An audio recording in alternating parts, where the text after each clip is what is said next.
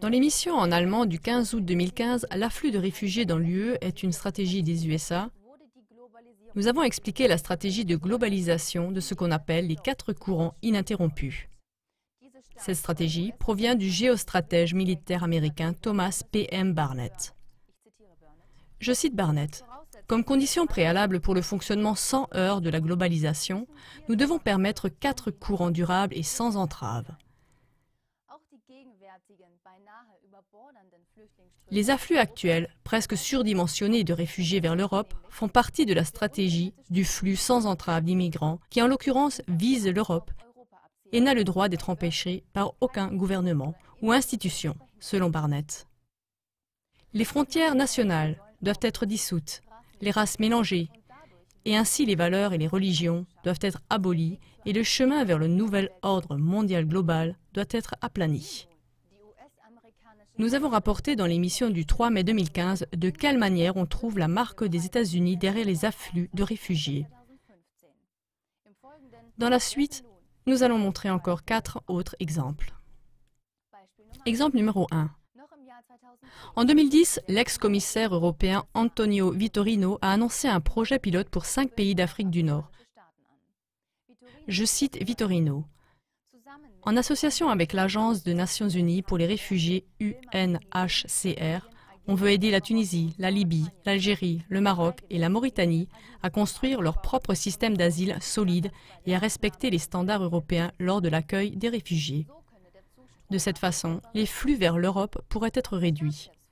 Les chefs d'État libyens, tunisiens et égyptiens étaient aussi inclus dans ce projet et ont participé au contrôle des flux de réfugiés.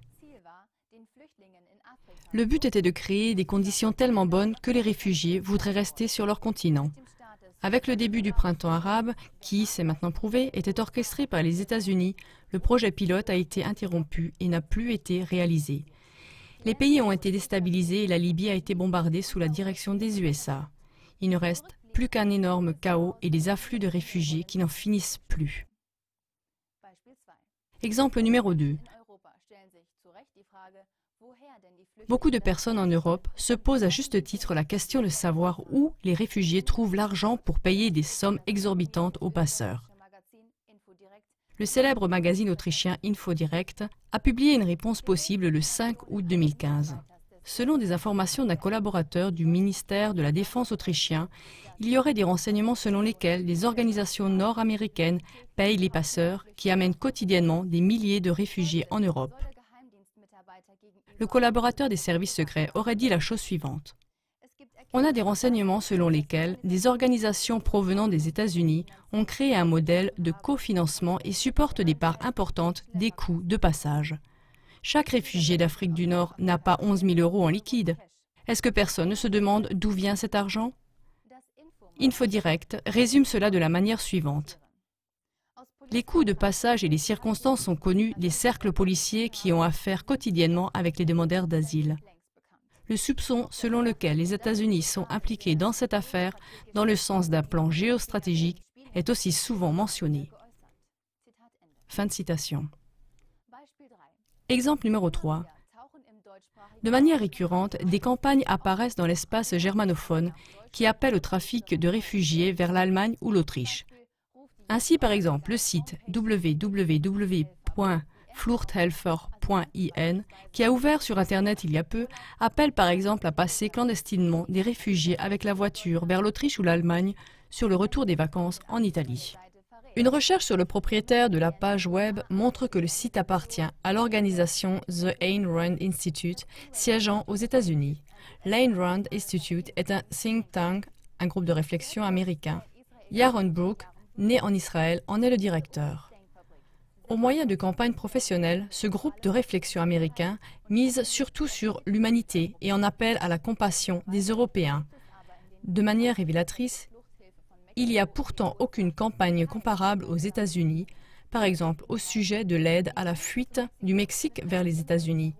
Tout au contraire, la frontière du Mexique est sécurisée par une clôture de 5 mètres de haut et des patrouilles de garde-frontières. Ceux qui sont pris sont arrêtés et renvoyés sans discussion. Un dernier exemple encore sur la façon dont on peut gagner de l'argent avec les afflux de réfugiés. Un exemple qui montre qui pourrait bien se trouver derrière cela. Le 12 août dernier, le quotidien Heute en Autriche titrait, je cite, « La firme d'asile encaisse presque 21 millions d'euros, car l'accompagnement, la surveillance et l'approvisionnement ne sont pas assurés par l'État lui-même, mais par une société privée, plus précisément par la société ORS Service AG, qui est active en Suisse, en Autriche et en Allemagne et qui, en 2014, a reçu environ 21 millions d'euros des contribuables via le ministère de l'Intérieur autrichien. Selon les recherches du journal autrichien Der Standard, c'est Equistone Partners Europe qui se trouverait derrière la société par action ORS. Equistone Partners Europe appartiendrait à 30 investisseurs institutionnels et à la banque Barclays, qui est considérée comme l'entreprise la plus influente du monde, ainsi que l'ont prouvé exactement les chercheurs de l'École polytechnique fédérale de Zurich. Selon le magazine InfoDirect, Barclays se révèle être l'actionnaire le plus important de la banque privée active au niveau international, N.M. Rothschild, et est aussi dominée personnellement par la famille de banquiers Rothschild. InfoDirect dit de la famille de banquiers Rothschild qu'elle aurait des connexions avec le groupe Bilderberger et qu'elle appartient de manière incontestée à la haute finance. Le terme haute finance désigne un groupe qui a acquis du pouvoir politique à travers son influence économique et qui exerce cela en particulier à travers des banques privées. Selon des personnes issues de ces milieux, les deux groupes, Bilderberger et la haute finance, joueraient un rôle important dans la mise en œuvre d'un nouvel ordre mondial global sous diktat des USA. Chers téléspectateurs, on peut à peine nier la signature des USA derrière les afflux de réfugiés.